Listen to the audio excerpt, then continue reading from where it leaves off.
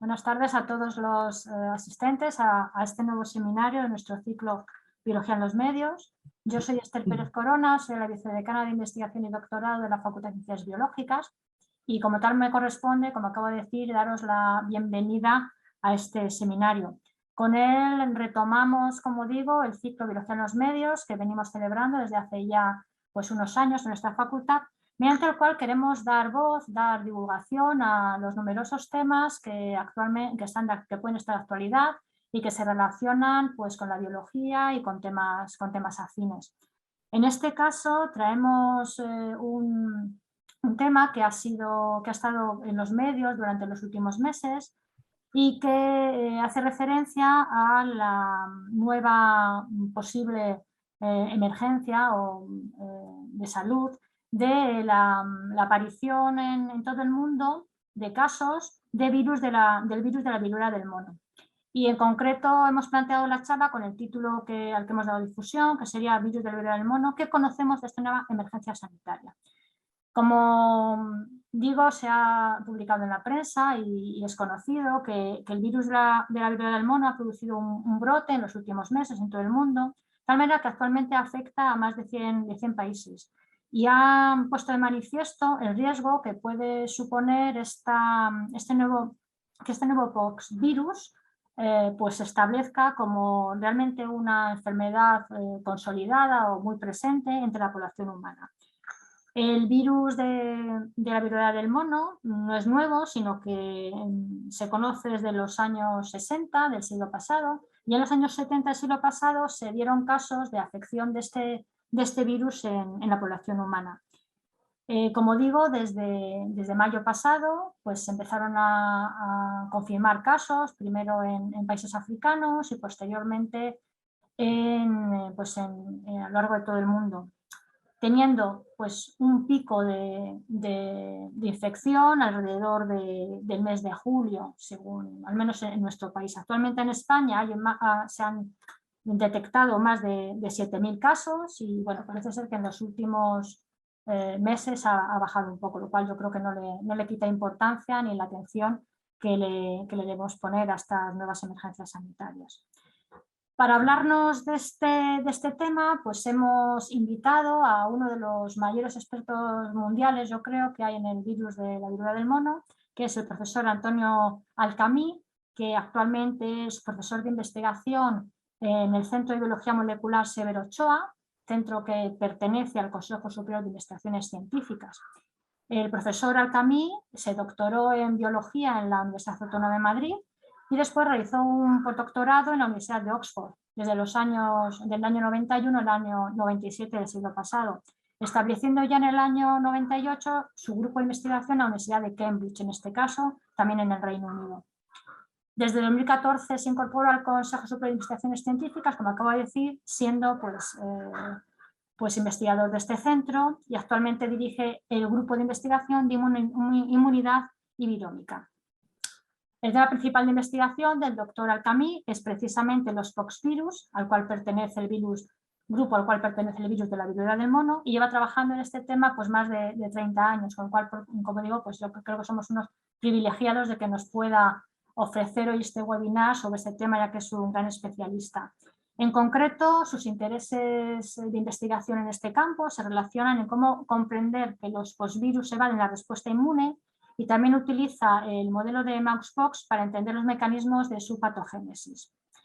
En su laboratorio se está trabajando en virus de la viruela del mono desde que se inició el brote y esta emergencia sanitaria. Asimismo es asesor de la OMS, Organización Mundial de la Salud, justamente en investigaciones sobre la viruela humana.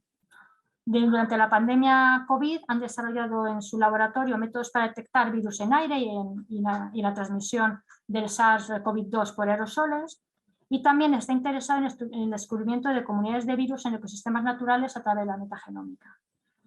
Por tanto, yo creo que, como decía en un principio, creo que es un honor y un placer tenerle aquí. Todo este currículum le avala sobradamente para lo que decía, para saber que es un especialista en este tema y que yo creo que este tema va a estar muy interesante, esta conferencia. Repetirle las gracias al profesor Alcamí por haber aceptado nuestra invitación y que estamos encantados de que esté con nosotros esta tarde. Lo último que tengo que recordar es algo que se ha puesto en la presentación inicial que hemos incluido, y es que aquellos que estéis interesados en realizar alguna pregunta al profesor, pues lo que tenéis que hacer es escribirla en el icono de preguntas y respuestas, no tanto en el chat, sino en el de preguntas y respuestas. Yo pues haré una recopilación de estas preguntas y posteriormente se las haré al profesor al finalizar su charla. Pues como decía, encantados de tenerle aquí y cuando quiera pues puede empezar. Muchas gracias. Muy bien, pues muchas gracias por la invitación y por la introducción. Espero no defraudaros. Es verdad que hay pocos expertos en el mundo en poxvirus, porque son virus, como veréis en un minuto, voy a empezar a compartir. Son virus que no han generado muchos problemas recientemente, ¿no? Entonces, no son muchos los laboratorios que hemos ido trabajando en esto. Entonces voy a hablar, como habéis comentado, de la viruela, del brote del virus de la viruela del mono que hemos tenido recientemente y aún está coleteando, que aún tenemos. Y actualizar un poco, bueno, qué sabemos de estos virus y qué relevancia tienen, ¿no? Desde mi punto de vista, lo que creo que es importante saber un poco la historia de la viruela humana, de smallpox, para entender mejor la envergadura, la importancia de este brote, ¿no? Entonces, lo que me gustaría hacer... estupendo. A ver, un momento que... vale. Lo que me gustaría hacer es, hablaré del brote, ¿no? Que es un brote que ha sido mucho mayor de lo que esperábamos, con 79.000 casos. A día 13 de noviembre del 22 está actualizado por la OMS, 50 muertes y 110 países que lo han sufrido, ¿no? Lo que me gustaría hacer es, en los primeros 10 minutos así, voy a hablar de viruela, de smallpox, por dos razones. Primero, porque, como he comentado, creo que es importante conocer esta historia para saber apreciar mejor la relevancia de este brote que estamos sufriendo ahora mismo.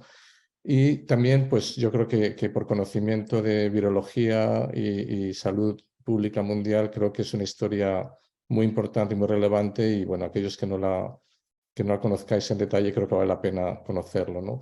Entonces, empezando ya con la viruela, smallpox, bueno, las diapositivas están en inglés, porque tenía parte de la presentación en inglés, pero no creo que sea un gran problema, se entenderá bien, seguro. Smallpox, la viruela, virus de la viruela, se erradicó en el año 80, es la primera y única enfermedad viral humana que hemos erradicado, por lo tanto es uno de los grandes logros de la medicina. Se erradicó gracias a una campaña global de erradicación de la OMS, Organización Mundial de la Salud. Y aquí veis en este documento, es el documento que certifica la erradicación de la única enfermedad humana que hemos erradicado viral. Los virus estos son virus complejos. El virus de la viruela es el virus patógeno. El virus vaccinia es la vacuna, es la vacuna de la viruela, ¿no? Entonces, lo que he hecho en esta diapositiva es mostraros la estructura del virión, que es una forma de ladrillo bastante amorfa, ¿no? Un poco diferente a lo que estamos acostumbrados a ver sobre virus. Tiene un genoma de gran tamaño. Y lo he puesto en comparación con SARS coronavirus, porque ya después de la pandemia COVID-19 todos somos un poco especialistas, ¿no? Ya en SARS coronavirus, para hacer una idea de la diferencia de esto, ¿no? La partícula de SARS tiene 120 nanómetros, esta es más grande, es más del doble de tamaño. El genoma de SARS coronavirus tiene 30.000 pares de nucleótidos, es un RNA de cadena sencilla. En cambio, los poxvirus tienen un genoma mucho más grande, como 6 veces superior, 190 pares de bases, y codifican hasta 200 genes. Son virus muy complejos. Tienen una zona central que se ven en color amarillo, los genes, que son genes implicados en generar partículas virales, codifican por proteínas virales, por enzimas, son un poco los housekeeping genes que dicen, os podría hablar. Mientras que en los extremos del genoma, en color rojo, marrón, lo que vemos son genes de interacción con el hospedador. Esos genes son los que van a ir cambiando de un virus a otro, de un poxvirus a otro poxvirus, según se adaptan a un hospedador, ¿vale? Entonces, pero son genomas especialmente grandes, virus DNA que no van a mutar, tanto como los virus RNA, que estamos acostumbrados a que muten, y también hay que tener esto en cuenta, ¿no? La viruela, cuando es una enfermedad que era tremenda, es decir, aparte de que se transmitía muy eficazmente, producía hasta un 30% de mortalidad. Esas son cifras altísimas, ¿no? Para haceros una idea de la relevancia que tiene la viruela en el mundo, en el siglo XVIII, en Europa, morían 400.000 personas al año de viruela. En el siglo XX, se calcula que hubo 300 millones de muertes por la viruela. Y cuando la OMS intensifica la campaña global de erradicación de la viruela en el año 67, había aproximadamente 15 millones de casos cada año. Es decir, que es una enfermedad que tenía un impacto muy grande en el ser humano.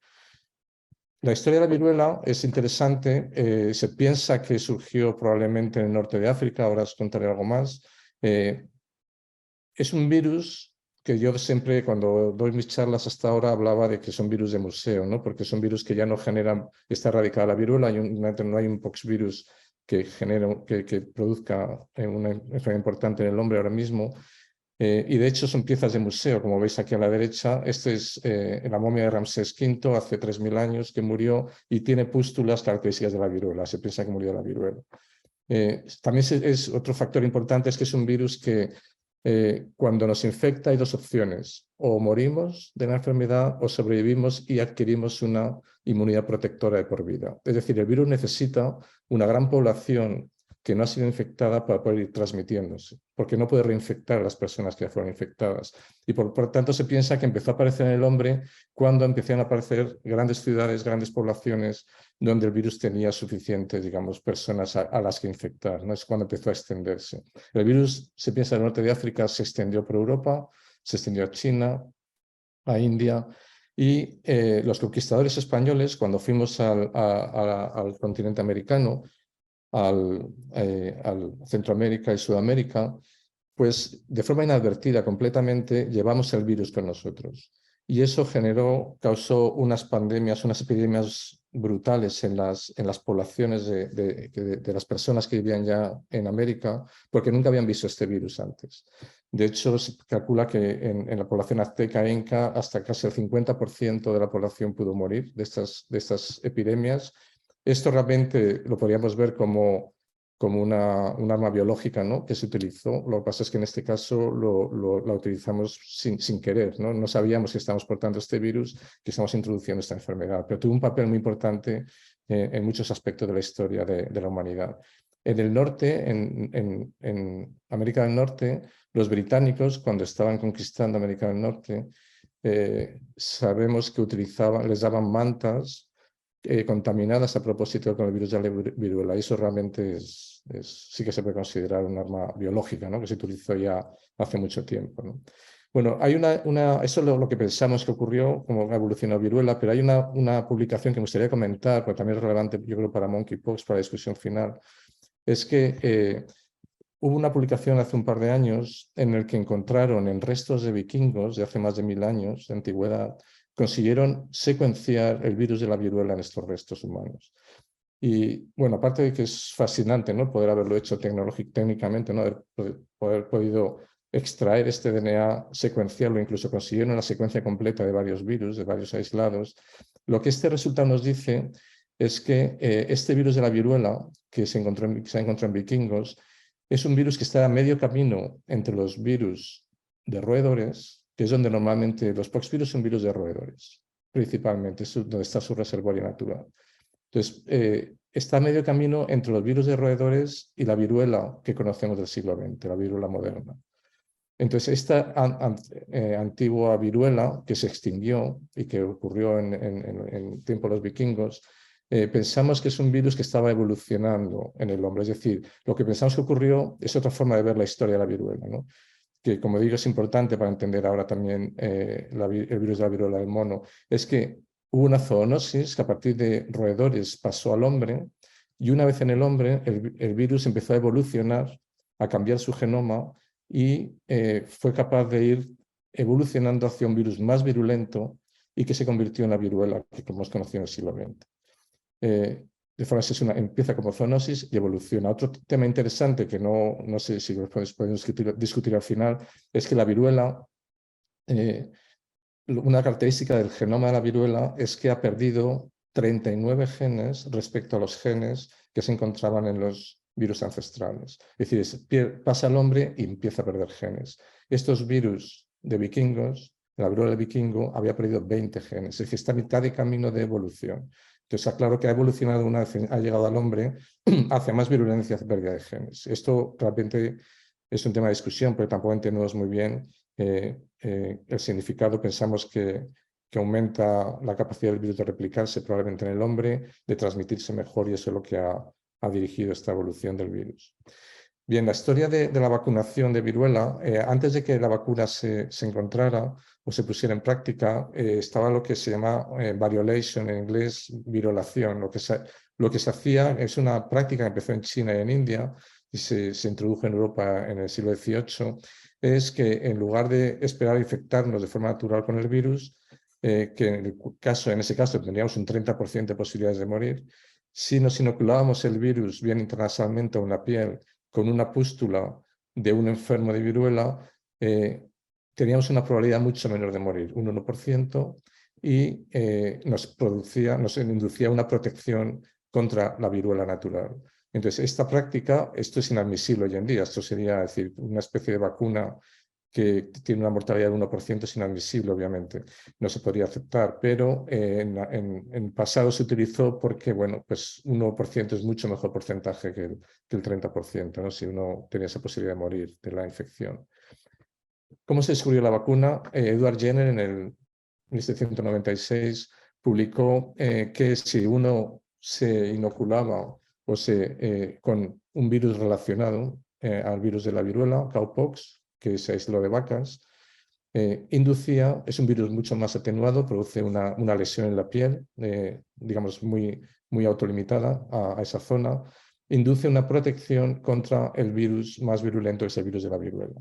Y eso Jenner lo demostró.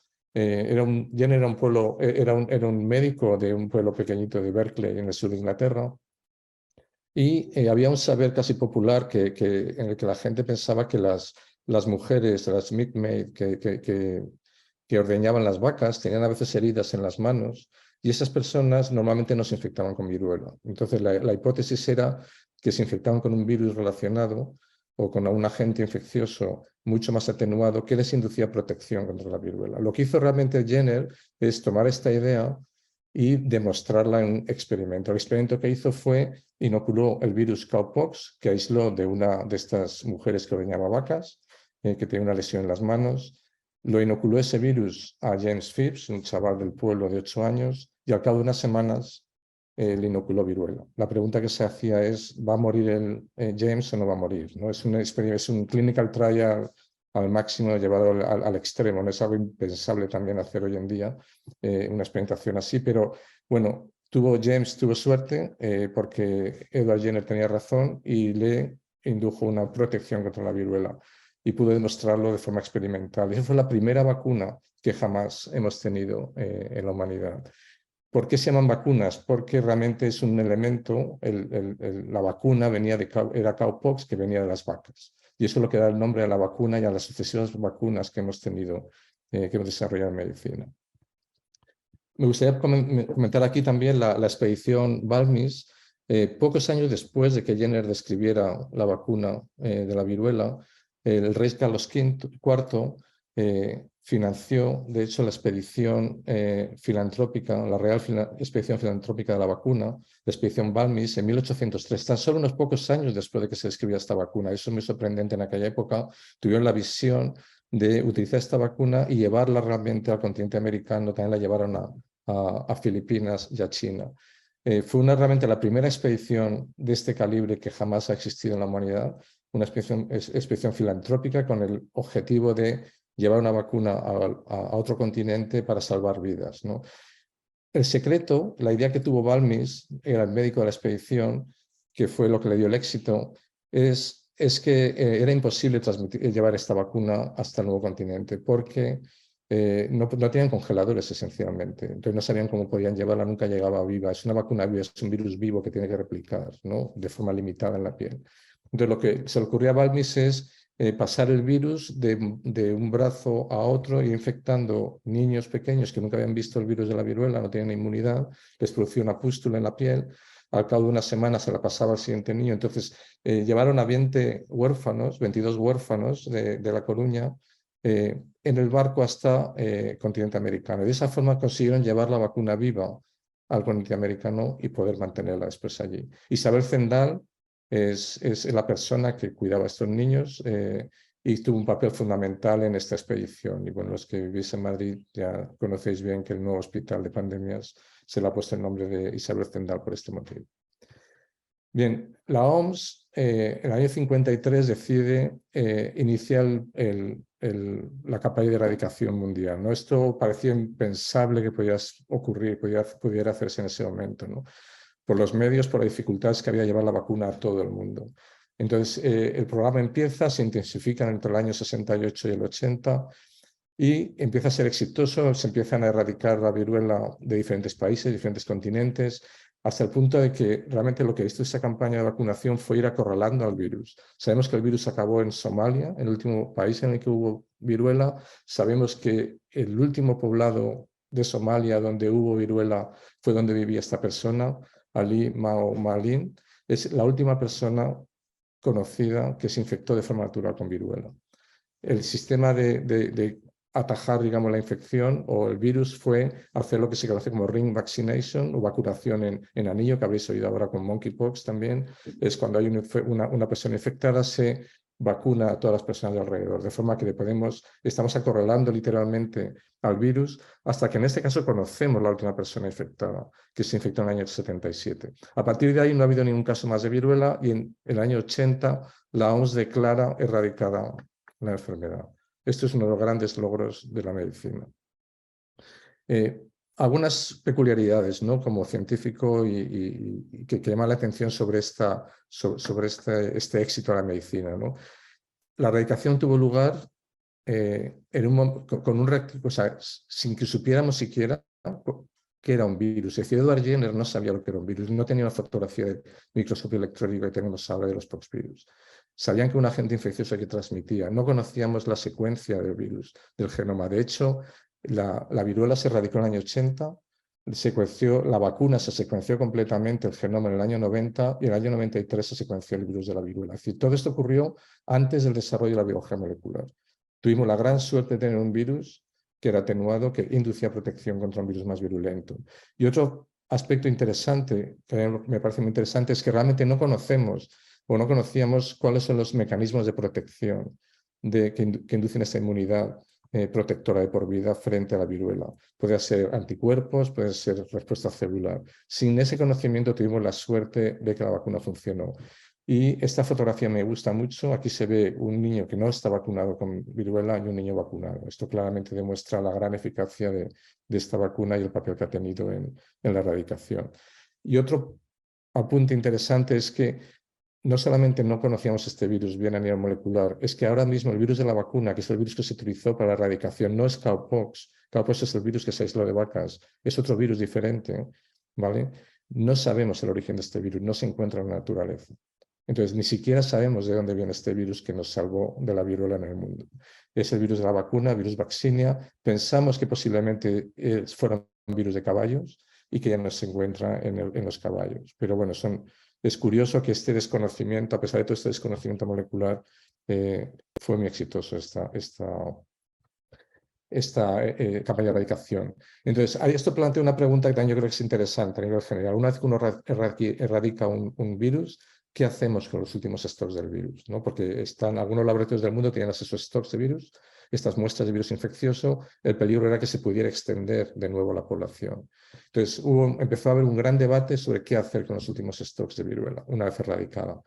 Y este debate claramente cambió cuando en la Universidad de Birmingham, en el año 78, se estaba trabajando con viruela en la Smallpox Laboratory de Birmingham y hubo un accidente por el cual la fotógrafa que trabajaba en el piso de arriba, Janet Parker, se infectó con este virus. Fue una infección claramente de transmisión aérea, porque el virus viajó por los conductos del aire hasta el piso de arriba e infectó a esta persona, ¿vale? Y Janet Parker murió de viruela y el director del laboratorio, Henry Betson, se suicidó al cabo del tiempo. A partir de este evento, la OMS fue más consciente del peligro que tenía estos stocks de viruela en los laboratorios del mundo. Entonces se dieron instrucciones a todos los laboratorios que tenían que bien o destruir el virus o transferir estos virus a 2 repositorios de nivel P4 donde están los últimos stocks de viruela. Uno es en el Centers for Disease Control de Atlanta, CDC, y el otro es en Vector, en la Federación Rusa. ¿Vale?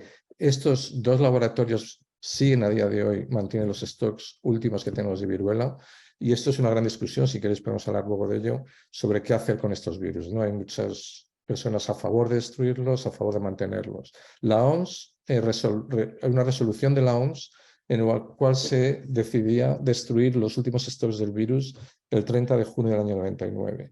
En ese momento ya teníamos la secuencia del virus, teníamos más información molecular de este virus y se pensó que se podrían destruir. Sin embargo, esto no ocurrió, ¿vale? No ocurrió por una razón, y es porque el riesgo de que pudiera emerger de nuevo este virus o el riesgo que mucha gente apuntó a que alguien pudiera tener muestras del virus y utilizarlas en bioterrorismo. A partir de ahí la decisión de destruirlo está encima de la mesa, pero se ha puesto esta decisión hasta que estemos mejor preparados. Se pensó que antes de destruir el virus deberíamos tener 3 cosas. Uno, método diagnóstico, que tenemos, vacunas, que tenemos vacunas más seguras, y al menos 2 antivirales que funcionen bien contra el virus. Ahora mismo tenemos un antiviral licenciado y se está intentando licenciar el segundo antiviral. A partir de ese momento estaríamos preparados para destruir estos virus, pero bueno, es una discusión que sigue encima de la mesa, ¿no? Es una discusión que la toma la Asamblea de la Organización Mundial de la Salud. Ahora mismo los stocks de viruela existentes en el mundo, en Rusia, en Estados Unidos, son propiedad legal de la OMS y están supervisados. Todo el trabajo que se hace con estos stocks se supervisa por un comité de la OMS sobre investigación en virus de la viruela.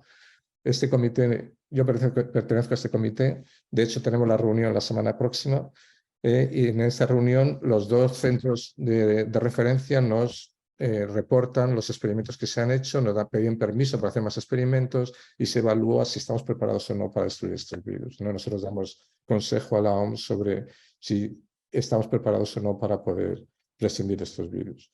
Pero bueno, yo creo que es una historia todavía pendiente que aún quedará mucha discusión, ¿no? Bien, el futuro ¿cuál es el problema realmente después de la erradicación de la viruela? El problema principal y la preocupación principal es la posibilidad de que haya un nuevo poxvirus que pueda emerger y pueda introducirse en la población humana. Tener en cuenta que en el año 80 se deja de vacunar contra la viruela y a partir de ese momento todas las personas nacidas a partir del año 80 no están vacunadas. Entonces, un porcentaje muy alto de la población humana no está vacunado contra la viruela, con lo cual cualquier virus parecido que pudiera introducirse es un virus que se puede establecer, puede establecerse en este nicho que ha dejado la viruela en el hombre. No hay ningún poxvirus ahora mismo que nos infecte, ¿no? Entonces, desde ese punto de vista, en todas las reuniones de la OMS, de esta comisión que he hablado, en la que participo, de seguimiento de los estados de viruela, siempre tenemos una sesión, un rato de la comisión lo dedicamos a hablar de monkeypox, porque monkeypox sabemos que es un virus que está en África y podría saltar. Y realmente el peligro, y es aquí donde se entiende la relevancia que tiene el brote que estamos viendo de monkeypox, es que estamos viendo que monkeypox, que sabíamos que estaba en África desde hace mucho tiempo, siempre está el peligro de que pudiera transmitirse al hombre y empezar a extenderse por el mundo. Hemos visto que ha empezado a ocurrir, ¿no? Entonces, en ese sentido, es la alarma que se ha generado. Muchos de vosotros os preguntaréis, bueno, ¿por qué la OMS declaró una emergencia de salud global, ¿no? Cuando no había unos pocos miles de casos realmente de monkeypox? Bueno, quizás ahora lo entendéis mejor. Realmente se está introduciendo en la población humana un virus en un nicho que puede ocupar un virus, ¿no? Y este es el peligro que tenemos, aunque, bueno, tenemos suerte que no se está extendiendo demasiado, pero realmente es el riesgo ahora mismo y es lo que hay que vigilar y por eso tiene relevancia, ¿no? Bien, ya pasando a hablar de monkeypox, como he comentado, monkeypox realmente es un virus cuyo reservorio natural está en Centro África y West África, en África del Oeste.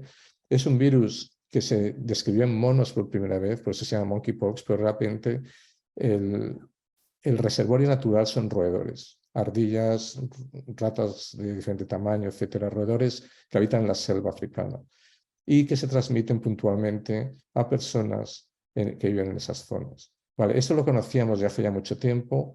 El primer caso de monkeypox humano es en el año 70, pero desde entonces ha habido siempre reinfecciones de humanos que han saltado desde estos animales al hombre. Y de hecho, recientemente, en los últimos años, ya conocíamos que los números de casos de monkeypox en África están aumentando. La razón probablemente sea porque, como os he comentado, el número de personas vacunadas se ha reducido, que tienen protección contra el virus. Y en ese sentido, hay más gente que es susceptible de ser infectada, entonces hay más facilidad para que el virus pueda saltar, ¿no? Se me ha... Oh, Dios. Vale, es que el puntero no me está funcionando ahora. Bien, recientemente hubo un caso en el año 2003, hubo una importación de ratas de Gambia como un animal exótico. En Estados Unidos hubo que estaban infectadas con monkeypox, hubo un brote en Estados Unidos con 47 personas infectadas. Vale. Brotes recientes son normalmente, lo que ha ocurrido recientemente fuera de África, han sido personas que han viajado a Nigeria principalmente, se han infectado y han traído el virus de vuelta. Esos son los casos que hemos visto en UK, por ejemplo, en Israel. Pero bueno, realmente lo que ocurre es que el virus está en África, saltaba de vez en cuando al hombre, esos casos han empezado a aumentar en África y esto, lo que ha ocurrido ahora es que ha saltado, digamos, de África a otros países y ha causado este outbreak, este brote que estamos viendo ahora mismo, ¿no? Con hasta 79.000 casos en 110 países, ¿no? Empezó a aumentar mucho en mayo, fue una alarma, ¿no? Vimos que empezó a aumentar de forma exponencial. Realmente tenemos una gran suerte en que el virus se está autorregulando, autoconteniendo, ¿no? El virus se ha encontrado principalmente en un grupo social muy concreto, en hombres que tienen sexo con hombres, ¿vale? Y es ahí donde realmente ha habido la gran mayoría de las transmisiones. El gran peligro era que se extendiera también a otros grupos y saliera, pero realmente se ha mantenido relativamente confinado a este grupo social y yo creo que esta bajada se debe probablemente al comportamiento de la gente que tiene mucho más cuidado de no tener contactos y también al uso de la vacuna, ¿no? Que se ha utilizado la vacuna que tenemos disponible, aunque he de decir también, y luego lo discutiré, que en Europa desde luego hemos tenido muy pocas dosis de vacuna para controlar esto, ¿no? Bien, hablando de monkeypox, hay dos tipos, a nivel genómico hay dos tipos de virus. El clado 1 de Central África, Congo Basin, es un clado mucho más virulento, causa un 10% de mortalidad y por lo que conocemos de los datos de África es mucho más transmisible de persona a persona. Aquí el problema está en que el virus, una vez que llega al hombre, no ha aprendido hasta ahora cómo transmitirse de hombre a hombre, de persona a persona, ¿vale? Esto le ha costado mucho y me temo que está aprendiendo cómo hacerlo, ¿no? Ese sería el clado 1, que es Central África. El clado 2A es de West África, que es el que encontramos en Nigeria. Es una mortalidad menor, 1% de mortalidad, es un virus más atenuado y se transmite de forma menos eficaz de persona a persona. Este clado, el clado de West África, es el que ha salido realmente de África. La secuencia de estos virus se conoce hace mucho tiempo. Son virus prácticamente idénticos, tienen un 99,5% de identidad, pero esas pequeñas mutaciones inducen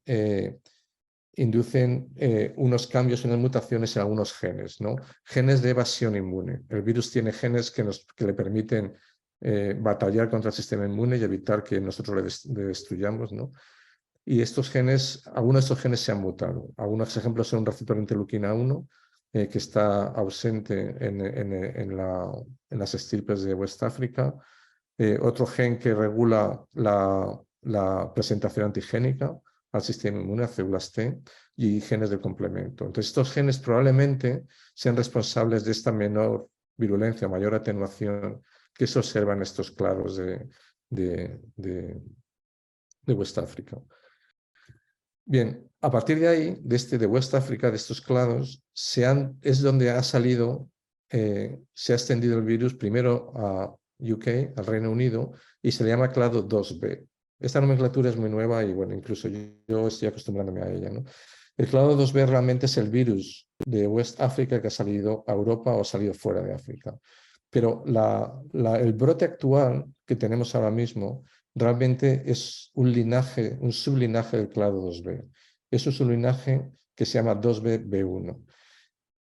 Este virus, si comparamos la secuencia genómica de este virus con la del clado 2B, como hemos hecho en la diapositiva anterior, que hemos comparado clado 1 con clado 2A, lo que vemos, bueno, primero comentar que es increíble, ¿no? Que ya tenemos 1.150 genomas a día de hoy secuenciados en la página de nexttrend.org, donde se suben todas las secuencias conocidas que se han secuenciado en el mundo de monkeypox, de este clado, ¿no? Y la verdad es que es un número enorme, ¿no? Son virus muy grandes, no es tan fácil secuenciarlos y eso es muy buena noticia, es que estamos preparados para al menos hacer un diagnóstico molecular, ¿no? Lo que está pasando. Es un clado que parece ser que ha aprendido a transmitirse de hombre a hombre o de persona a persona mucho más eficazmente. De hecho, se ha propuesto que se le llame Human Monkeypox para diferenciarlo de las otras clados. Si comparamos estas secuencias, ahora estamos comparando el clado 2B, que es recién salido de África, con el que ha salido ahora, el clado actual que está circulando, realmente hay 46 mutaciones puntuales. Estos virus tienen 190.000 nucleótidos y solamente hay 46 mutaciones, es decir, realmente ha mutado muy poco, ¿no? Pero aunque haya mutado poco, pensamos que esas mutaciones pueden haber tenido un papel, ¿no? Entonces os voy a contar 3 o 4 posibles mutaciones que pueden haber afectado a esto, al comportamiento de este virus, con una mayor transmisión posiblemente entre humanos y con más facilidad de transmisión, ¿no?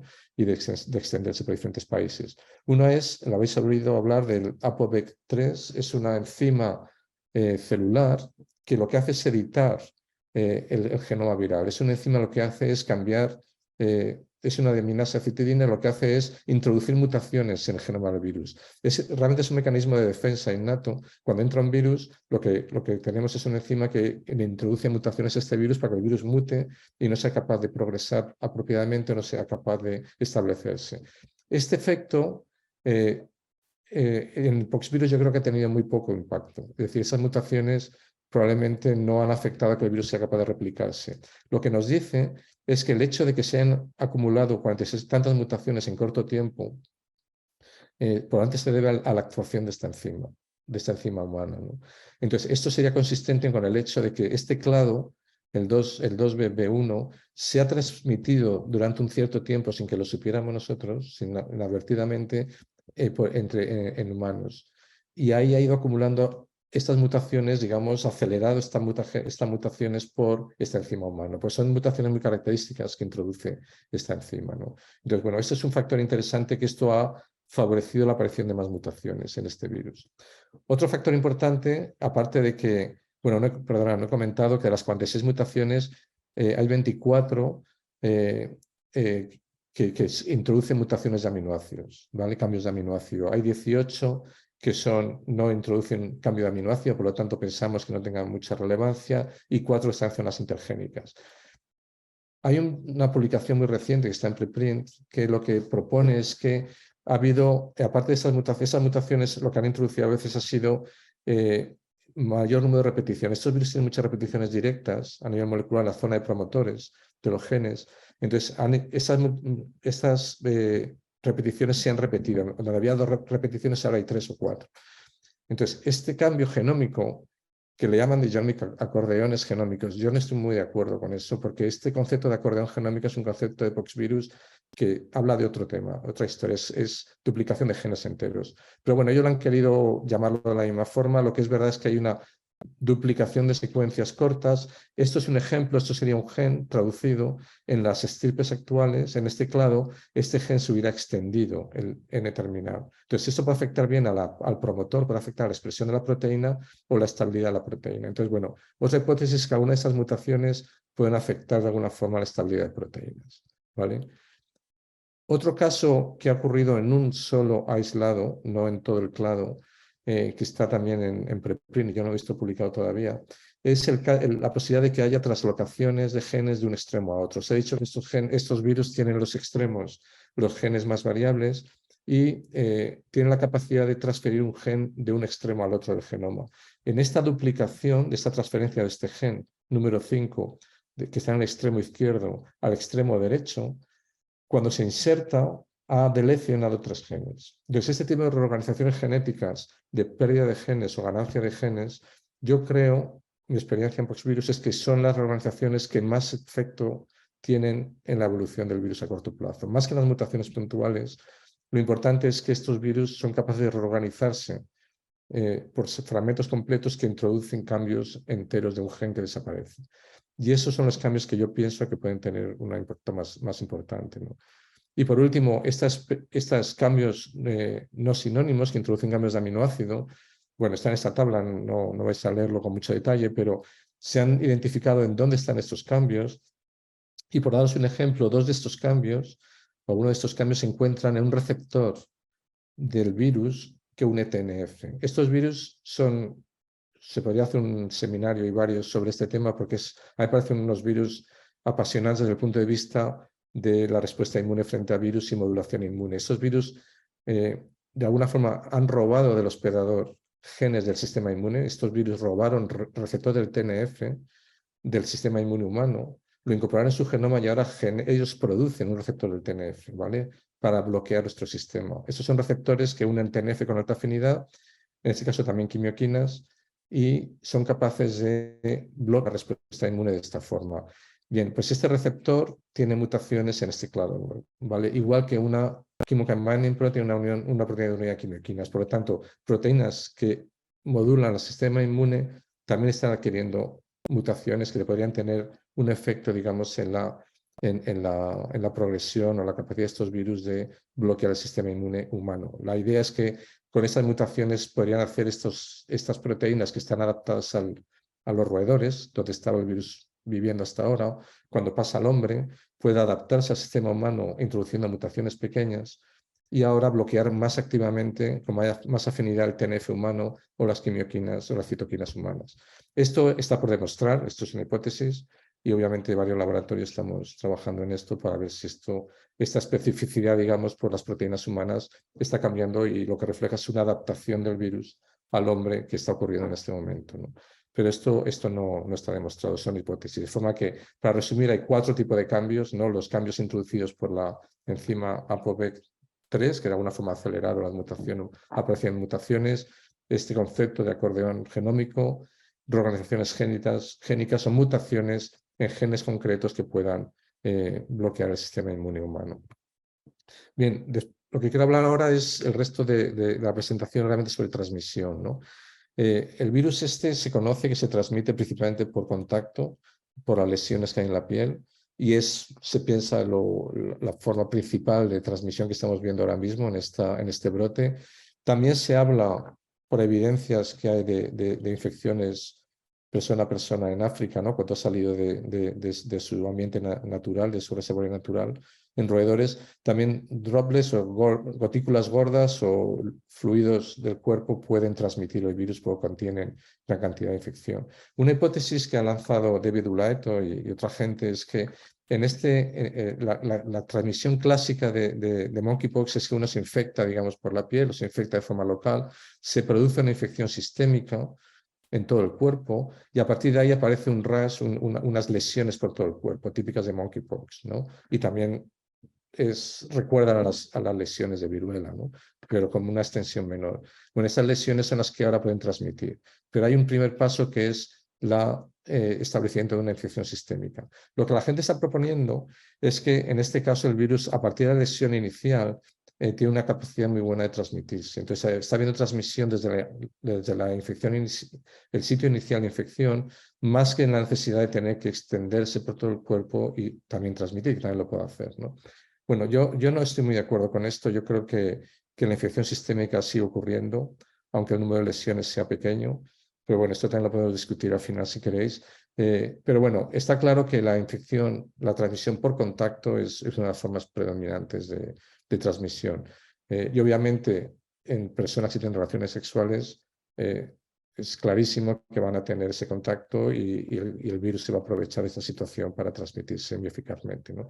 Pero como decía, el virus no solamente se encuentra en lesiones de la piel, el virus, y de hecho es algo importante, estos datos que tenemos, que voy a presentar ahora, que presento ahora, no los teníamos antes. Es decir, esta enfermedad nunca la hemos tenido tan presente en nuestra sociedad como para hacer tantas pruebas de PCR y empezar a estudiarla. Entonces, estamos utilizando herramientas moleculares para estudiar algo que no conocíamos, ¿no? Eso es importante. Entonces, ahora se ha podido hacer muchas PCRs específicas, como hemos hecho para SARS coronavirus, para monkeypox. Entonces, hemos visto que, por supuesto, las lesiones en la piel tienen una gran cantidad de genomas virales, también esos genomas son infecciosos, ¿vale? En muestras rectales también se ha visto, en semen hay evidencia de que hay virus y también puede ser infeccioso. Eso apuntaría a que puede haber una transmisión sexual. Lo que pasa es que realmente lo que pensamos es que la transmisión sexual no es tan importante, realmente es el contacto de la piel, de las lesiones de la piel, lo que realmente está teniendo un papel más importante en la transmisión. En saliva también se ha encontrado, ahora os daré datos nuestros que tenemos del laboratorio, y también en las muestras nasofaringeas y de garganta que se han tomado. Es decir, el virus realmente no solamente está en las lesiones primarias, sino que incluso en las personas que tienen unas pocas lesiones en genitales inicialmente y se restringen esa zona, esas personas tienen también virus en saliva, en sistema respiratorio y en otras partes del cuerpo. Es decir, que yo creo, por eso criticaba un poco esta teoría, ¿no? Yo creo que realmente el virus no se confina a estas zonas, el virus realmente es un virus sistémico en todos los casos, en casi todos los casos de las personas infectadas, ¿no? Entonces eso yo creo que hay que tenerlo presente y ahora os daré algunos datos que creo que apuntan a esto, ¿no? Y por último, también se ha visto que hay bastante virus en heces y en orina, y en ese sentido, como hicimos con SARS coronavirus, sabéis que las aguas residuales se ha utilizado como una forma de monitorizar cuánto virus había en las ciudades, ¿no? Y eso a mí me sorprende todavía a día de hoy pensar que en las aguas residuales hay virus que puede ser estable y podemos identificar por PCR, ¿no? De SARS coronavirus. Bueno, pues ese mismo experimento se ha hecho con monkeypox, ¿vale? Eso es un trabajo que tenemos en colaboración, es un trabajo liderado por Gloria Sánchez del CSIC en Valencia, del IATA. Ella lleva toda la pandemia buscando SARS coronavirus en aguas residuales dentro de un consorcio a nivel nacional, y pues estuvimos trabajando con Gloria para poner a punto una PCR de monkeypox, y eso muestran datos en color azul oscuro, son datos de positivos en aguas residuales para monkeypox, para el virus de la viruela del mono en Madrid y en Barcelona, ¿vale? En el verano, este verano pasado, que coincidían perfectamente con los datos clínicos que teníamos de casos reportados de monkeypox. Es decir, aun en el caso de monkeypox, que ha habido muy pocos casos por habitante realmente de monkeypox, hemos sido capaces de detectar en las aguas residuales la aparición de este virus. A mí eso, sinceramente, me sigue sorprendiendo, pero es probablemente lo que refleje la gran potencia que tiene, ¿no? la PCR que estamos utilizando, la gran sensibilidad que tiene, ¿no? Bueno, como os he comentado, el virus se transmite principalmente por contacto, fluidos del cuerpo, puede ser saliva o secreciones, quizás por esa presente en semen, ¿no? Bien, nosotros nos hemos planteado realmente, os voy a dar algunos datos experimentales de mi laboratorio, nos hemos planteado realmente si la transmisión aérea, bien por aerosoles, por gotículas o por saliva, podría tener una relevancia, porque no se le ha dado mucha importancia a esto, ¿no? En este brote, ¿no? Entonces nosotros nos planteamos realmente estudiar esto. Entonces lo que hicimos fue, a principio, en el mes de junio, hablamos con el Centro Sandoval y Hospital Clínico en Madrid. Ellos estaban viendo a muchísimos pacientes de monkeypox que tenían monkeypox, que llegaban a la clínica, al Centro Sandoval, en el centro de Madrid, o al clínico, y tuvimos la oportunidad de estudiar 44 pacientes que se han confirmado por monkeypox. Lo que hicimos fue, cuando los pacientes recién diagnosticados de forma positiva, que volvieron a la consulta dentro de la primera semana de infección, una vez diagnosticados, le pedimos a los pacientes que nos dieran un poco de saliva, ¿vale? Para si hay virus en saliva, que no estaba claro en ese momento que hubiera. A los pacientes les dimos una mascarilla FFP2 que tenía 2 filtros dentro de la mascarilla que íbamos a analizar posteriormente, y también pusimos un sistema de muestreo de virus en aire que ahora explicaré, ¿no? Entonces, primero, si vamos con los datos de saliva, lo que hicimos fue, con esta saliva hicimos una PCR, y lo que encontramos es que en el 86% de estos casos, esto es una gráfica que muestra datos muy altos de presencia de virus por PCR en esta muestra de saliva. El 86% de los pacientes tienen un alto nivel de virus en saliva, ¿vale? Estos son muchos pacientes, como os digo, no son infecciones, no tienen lesiones por todo el cuerpo, muchas veces tienen lesiones muy localizadas, ¿no? Pero el virus claramente se ha establecido con infección sistémica, y eso es algo que me gusta insistir, ¿no? De esas 86% de las muestras, el 67% nos fuimos a cultivos, en células en cultivo, y esos son células BSC1 donde podemos ver efecto citopático producido por el virus monkeypox. Pudimos recuperar muy fácilmente. De estas muestras, en azul son las muestras que fueron positivas solo por PCR, en rojo las que pudimos crecer en cultivo. Es decir, ese es virus que está presente a altos niveles y además es infeccioso en saliva de estos pacientes.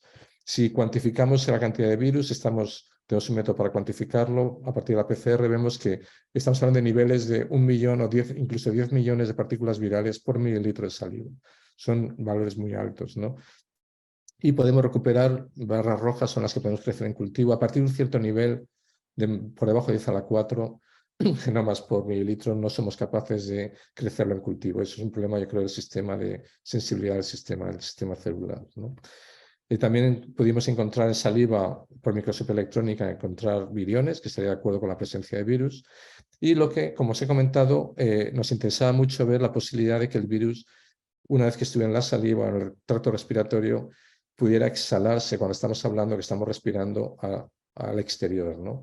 En ese sentido, ha habido mucha investigación en la pandemia COVID. De hecho, en nuestro laboratorio hemos trabajado muy intensamente sobre este tema, el tema de transmisión por aerosoles o de virus respiratorios. Simplemente para recordaros que los gotas que exhalamos se clasifican de dos formas: droplets o gotículas de mayor tamaño, que son las que van a tener un recorrido muy corto y dentro de 1,5 metros, 2 metros van a caer al suelo, ¿no?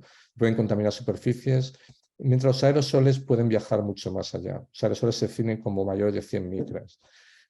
Gotículas que pueden viajar y establecerse estar en el aire durante mucho tiempo, ¿no? Entonces, sabemos ahora mismo que SARS-CoV es un virus que se transmite por aerosoles. Ha costado tiempo demostrarlo y, bueno, yo creo que hay muchas limitaciones técnicas para caracterizar estos virus en aerosoles, principalmente porque no hay métodos muy buenos para capturar estos virus y poder estudiarlos. Yo creo que son poco eficaces. Entonces, bueno, hemos estado trabajando en nuestro grupo y en muchos otros grupos, en muchos países, diseñando metodologías que puedan capturar estos virus, ¿no? Nosotros terminamos desarrollando un método que es unos filtros de nanofibra que se ha desarrollado por un grupo del CSIC, por Chema Lagarón en Valencia.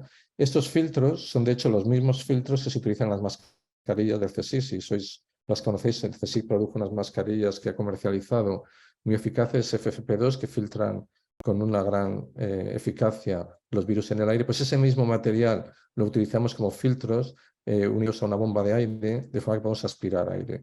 Entonces, lo que hicimos fue, durante el tiempo en el que el paciente estaba en la consulta, durante estos media hora, 45 minutos, este paciente se puso la mascarilla y a 3 metros de distancia pusimos un sistema de captación de aerosoles, ¿vale? Y los resultados, pues la verdad es que son bastante sorprendentes, porque lo que vimos fue que en el 71% de las mascarillas, de los filtros de mascarillas, vemos que hay positividad para este virus, y en 2 casos incluso recuperamos virus infeccioso.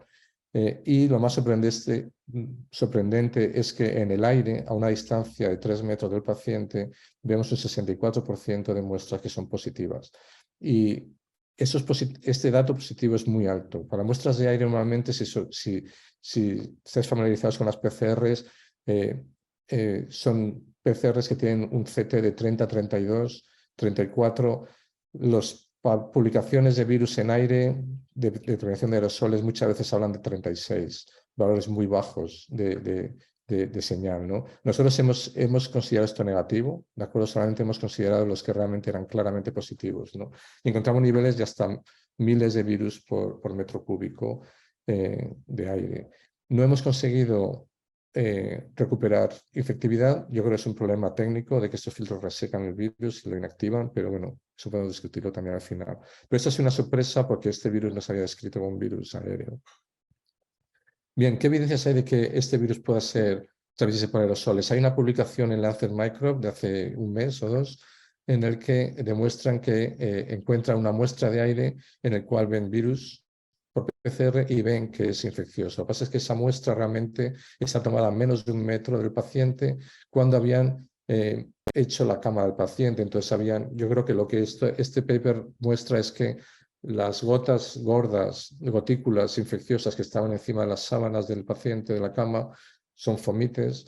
Estos se han vuelto a reaerosolizar y eso es lo que se ha capturado, ¿no? Yo no creo que estos son aerosoles realmente, pero bueno, nuestros datos apuntan a que en los aerosoles también habría virus a distancias mayores del paciente, ¿no?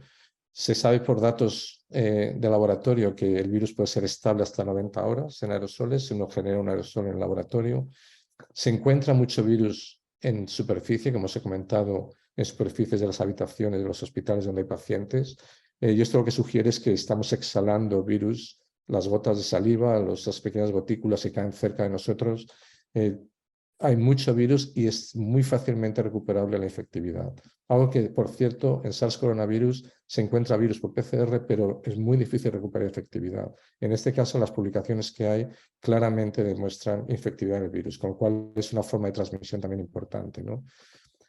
Hay evidencias de que en el brote del 2003 de USA hay evidencia de que pudiera haber habido infección por aerosoles de animales al hombre, ¿vale?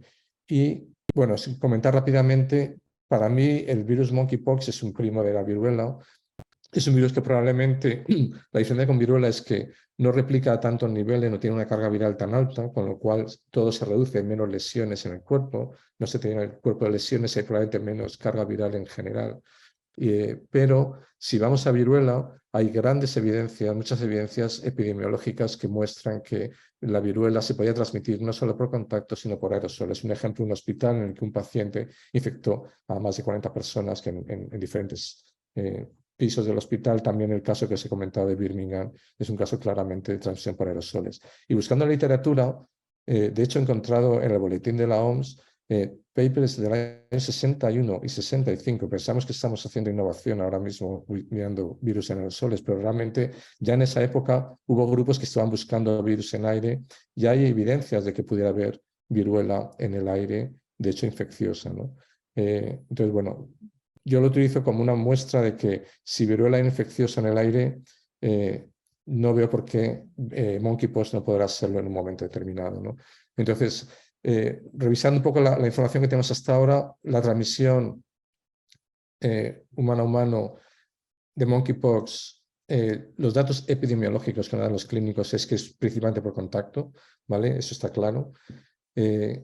Posiblemente, mi punto de vista es que en el grupo de hombres que tienen sexo con hombres, obviamente el contacto es dominante, ¿vale? Si hay algo de transmisión aérea o por saliva, simplemente no lo estamos viendo porque no es dominante. Mi punto de vista es que si en otra situación, por ejemplo, en una situación en una casa donde convive una persona infectada con el resto de sus familias, donde no hay contacto sexual en ese caso, ahí posiblemente sí que puede haber casos de transmisión vía saliva o vía aerosoles, pero eso hasta ahora epidemiológicamente no se ha demostrado, no se piensa que tenga mucha importancia. Mi punto de vista está en que si el virus se transmitiera a otros de forma mucho más masiva, empezaríamos a ver ese tipo de transmisión, porque el virus está ahí, es decir, tenemos 10 millones de virus por mililitro de saliva, es decir, claramente hay una transmisión a corta distancia y probablemente también a larga distancia.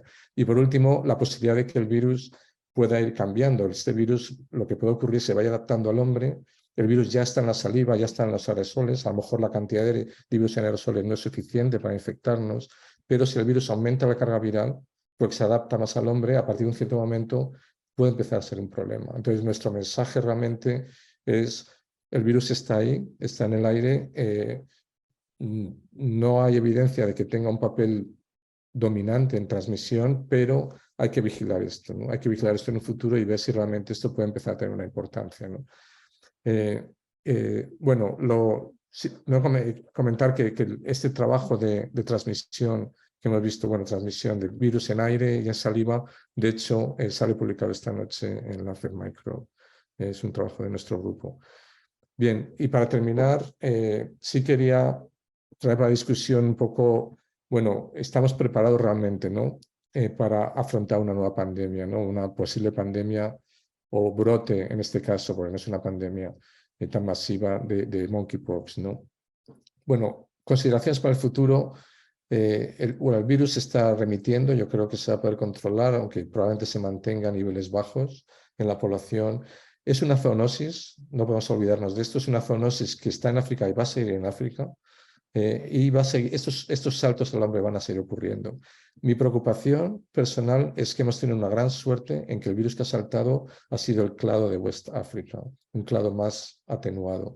Pero el clado 1, que causa un 10% de mortalidad, si salta ese clado, vamos a tener un problema, porque la transmisión va a ser mayor y la mortalidad va a ser mayor. Entonces yo creo que hay que estar muy, muy vigilantes para asegurarnos de que podemos detectar esto a tiempos muy tempranos. Otro argumento es que parece que el virus está aprendiendo a transmitirse de persona a persona, ¿no?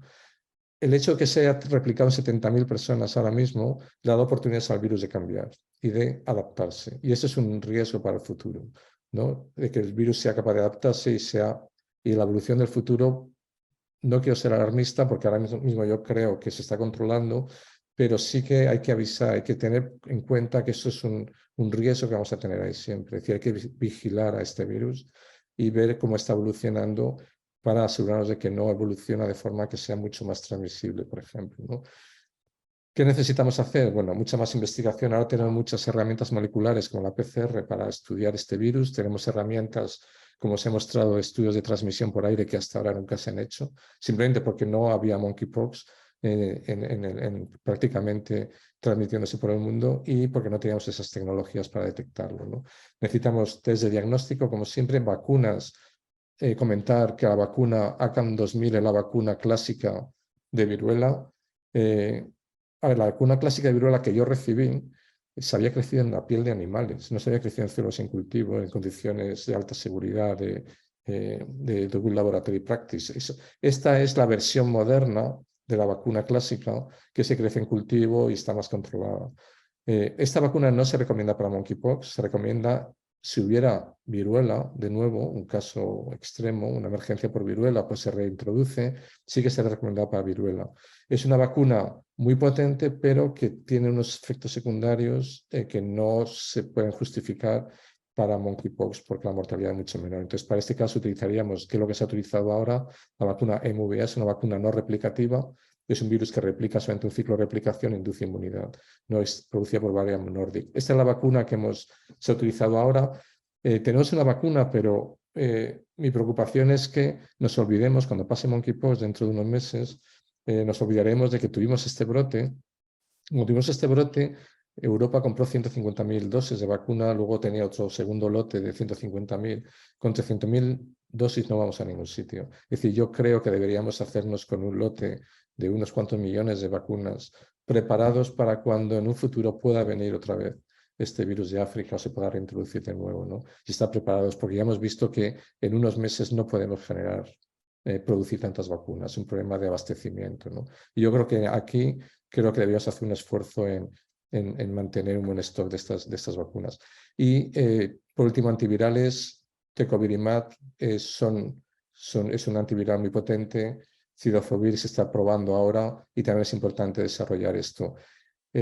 Todos estos reactivos, realmente las vacunas y los antivirales contra viruela funcionan contra monkeypox. Eso es una ventaja, ¿no? Lo que tenemos que hacer es estar bien abastecido de estos reactivos para estar preparados para el futuro. Y ya termino recordando el concepto de One Health. One Health es que no solamente importa la salud a nivel global, humana, sino que es la salud de los animales y el hombre. Estamos interaccionando, los virus pasan de animales a hombres y yo creo que deberíamos vigilar mucho más para un futuro este virus que está en África.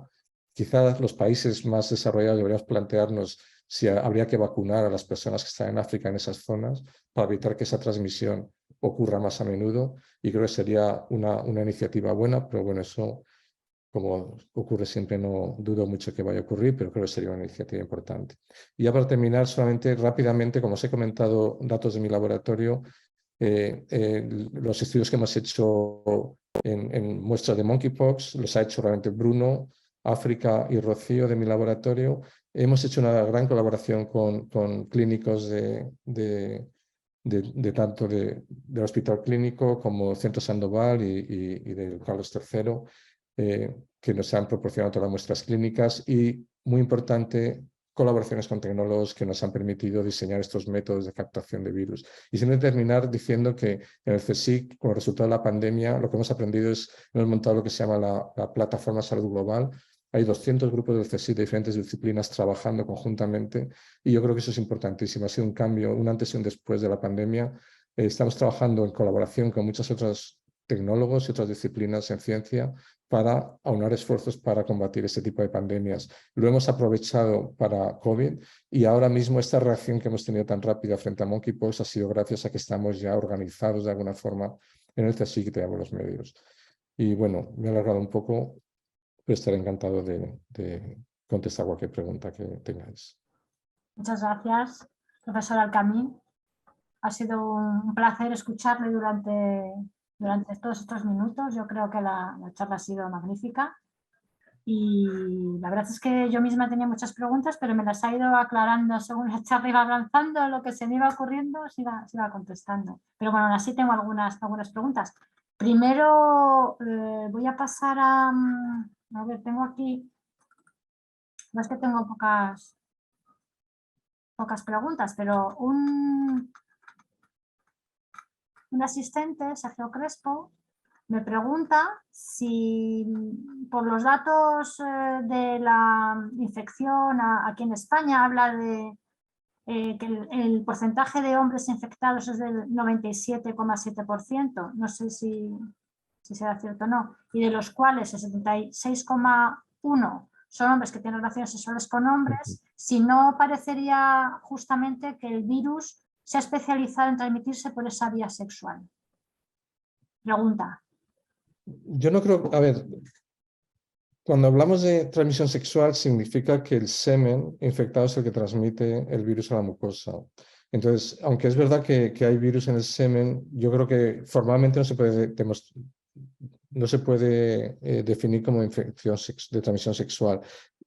Por supuesto, en una relación sexual, como he comentado, el contacto piel con piel es lo que va realmente a causar esa transmisión, ¿no? Entonces, yo creo que el hecho de que se transmita, digamos, simplemente es un hecho casi social, ¿no? Es decir, también ha habido casos heterosexuales en que ha habido transmisión, ¿no? Ha habido menos. Entonces, simplemente ha entrado más en este grupo, se ha extendido mucho en ese grupo y se ha mantenido en este grupo, pero no significa que el virus esté especializado en relaciones de hombres que tienen sexo con hombres. Yo creo que cualquiera de nosotros es igualmente susceptible a este virus. Es decir, que no es una cuestión más de comportamiento del virus en contexto social, ¿no? Que ha tenido más oportunidades, simplemente, se ha aprovechado de eso. Muchas gracias. Yo tengo aquí algunas preguntas también. Por ejemplo, ¿es posible que, como en el caso del SARS-CoV, tengamos un porcentaje de personas asintomáticas que estén transmitiendo el virus? Lo digo por el tema de los aerosoles, que efectivamente se ha comprobado que esas gotas son infectivas y demás, los vomites. Sí, eso está claro. Hay evidencias publicadas de algunos casos asintomáticos. Entonces, claro, en esos casos asintomáticos lo que no sabemos mucho, no conocemos mucho es qué grado qué nivel de virus tiene esta gente, ¿no? Sí que sabemos que SARS coronavirus hay gente asintomática que tiene toneladas de virus, ¿no? Encima. Entonces, eso no lo conocemos muy bien, la carga viral, pero obviamente es posible y yo creo que en todos los virus va a ocurrir, ¿no? Es decir, que esos asintomáticos pueden estar transmitiendo el virus sin saberlo, ¿no? Lo que ocurre es que realmente, a ver, este virus lo conocíamos hace mucho tiempo, pero nunca lo hemos estudiado. No hemos tenido la oportunidad, nosotros por eso aprovechamos la oportunidad de decir, bueno, tenemos que conseguir estas muestras, ¿no? Para realmente documentar qué está pasando, porque realmente simplemente no se ha hecho, no sabemos la extensión de cuánta gente asintomática puede haber. Claro, yo lo preguntaba también porque al tener unos datos elevados de presencia de virus en aguas residuales, igual precisamente tiene que ver con esta cantidad de asintomáticos que desconocemos, ¿no? Estoy completamente de acuerdo. A mí me sorprende que se vean aguas residuales con un porcentaje, con un número tan pequeño, incluso en Madrid, ¿no? De gente infectada, ¿no? Eso llama la atención. Y es posible que haya, es verdad que haya mucha gente asintomática que, bueno, pues que lo... De hecho, a ver, hay un trabajo en África que a mí me gusta mucho, no recuerdo los detalles, en el que lo que hicieron fue ver en niños pequeños cuántos eran positivos, tenían reacción positiva frente a monkeypox o a un orthopox virus. A ver, si yo tengo anticuerpos, a ver, todos esos se clasifican como orthopox virus, son viruela, vaccinia, cowpox, monkeypox. Los anticuerpos que tengo contra uno reaccionan contra todos, ¿vale? Entonces vieron que más del 50% de los niños tenían anticuerpos contra poxvirus, cuando nunca habían tenido una infección. Entonces, esos niños han estado expuestos y probablemente han tenido infecciones asintomáticas de monkeypox o quizá de otros poxvirus parecidos. Es decir, que quizá es más prevalente lo que uno pueda pensar, ¿no?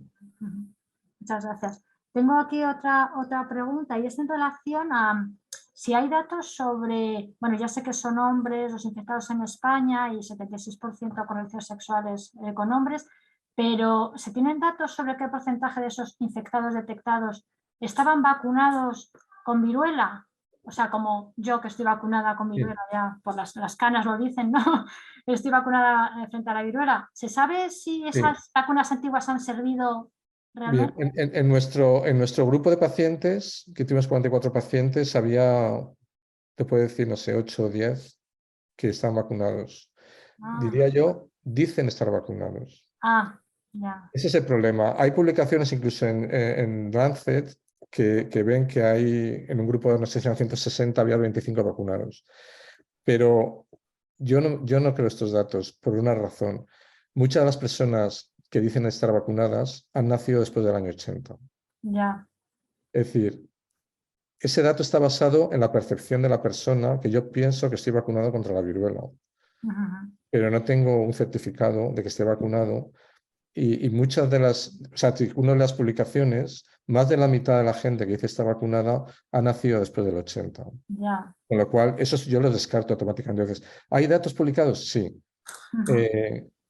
Posiblemente sí que exista, o sea, no sabemos el grado de protección. Hay un dato que habla del 85% de protección en personas vacunadas cuando éramos jóvenes, ¿vale? Hace muchos años. Es verdad que tenemos anticuerpos, ¿vale? Y hay alguna publicación reciente que muestra que la reacción contra monkeypox es incluso mejor en las personas vacunadas de pequeños que en la gente que se ha vacunado ahora con esta vacuna atenuada. ¿Okay? Lo que pasa es que yo los datos clínicos no me niego a interpretarlos porque creo que no están validados. O sea, realmente para validarlos tendríamos que haber cogido a cada paciente, hacerles un test serológico y solo aquellos que tengan anticuerpos contra vaccinia considerarlos positivos o vacunados. Entonces hay mucho ruido de fondo, ¿qué quiere decir?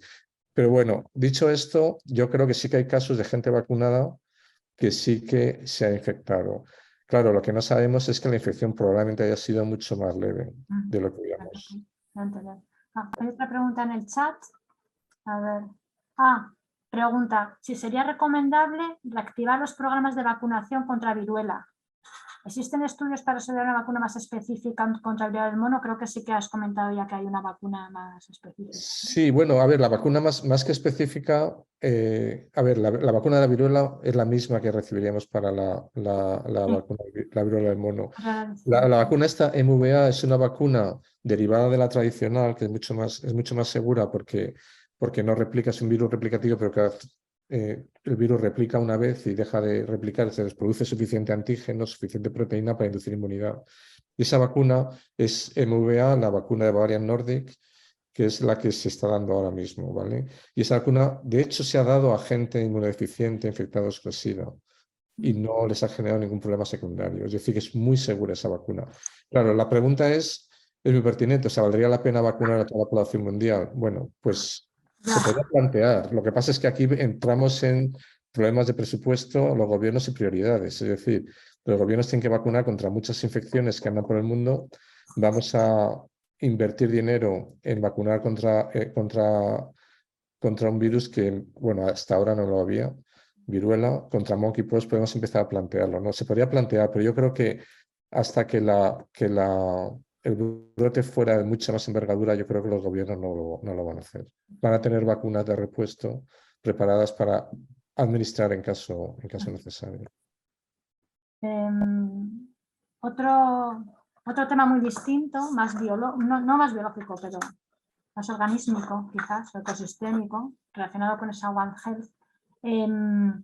¿Qué posibilidades hay o qué piensa de que realmente este virus pueda encontrar en Europa otros reservorios, que no sean los roedores africanos, sino que aquí realmente encuentre un nicho para tener reservorios? Muy buena pregunta, porque esa es una de las grandes preocupaciones de ahora mismo. Es decir, no lo sabemos. De hecho, estamos trabajando en ello nosotros. Es decir, la posibilidad de que en los roedores europeos en España se haya establecido este virus sería un problema importante, porque algo que está restringido a África y que existe un porcentaje de posibilidades de transmisión, si lo tenemos en Europa, simplemente habrá más posibilidad de transmisión. Y eso no lo conocemos, pero eso yo creo que hay que investigarlo, porque esa es una de las grandes preocupaciones que hay ahora mismo, que se haya podido establecer, ¿no? En esos reservorios. Bueno, no tengo más preguntas aquí ni en el chat, que había una pregunta en el chat, ni en las preguntas. Así que yo creo que podemos dar por... No sé si quieres añadir alguna cosa más. No, nada más. Siempre que, bueno, que yo creo que confío en que creo que se va a controlar. No sé hasta qué punto se va a mantener a niveles muy, muy bajos, ¿no? Pero bueno, lo que he dicho, yo insistiría. Yo sigo diciendo allá donde voy que no podemos olvidar este brote que hemos tenido y que habrá otro futuro. La pregunta no es si habrá otro brote, sino cuándo. Sí. La ¿Cuándo pregunta es será la cuándo. próxima? Sí, Y entonces yo creo que zoonosis, ¿no? es un problema, o sea, es una limitación tener vacunas. Es peor aún saber que tenemos vacunas si no tenemos suficientes dosis para atajar el problema. Entonces mi recomendación realmente es que por favor, que en Europa se compren un buen reservorio de vacunas. Mira, ¿tú crees que estaríamos a tiempo de erradicarla, igual que se hizo con la viruela, si actuáramos solamente en África o principalmente en África? No sé, o muy intensamente en África. ¿Podríamos Yo creo que sería muy recomendable porque es ahí donde va a ocurrir el paso, ¿no?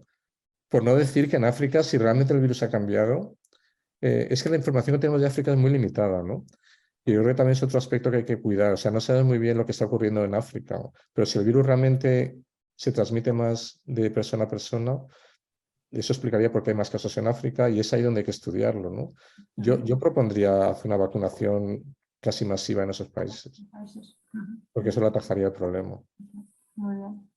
Muy bien, pues nada, muchas gracias. Reiterarte el placer que ha sido que hayas aceptado la invitación para participar en el webinar. Y nada, pues muchas gracias de nuevo. Nada, encantado. Venga. Hasta la próxima. Gracias. Y gracias a todos los asistentes.